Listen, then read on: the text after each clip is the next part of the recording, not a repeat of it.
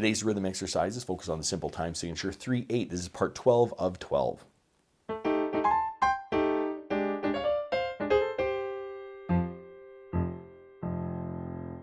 Welcome to my studio, Bach To Basics. This channel is where you can find videos to further your music studies. Now, while my dogs finish up their finger painting, let's read some rhythms.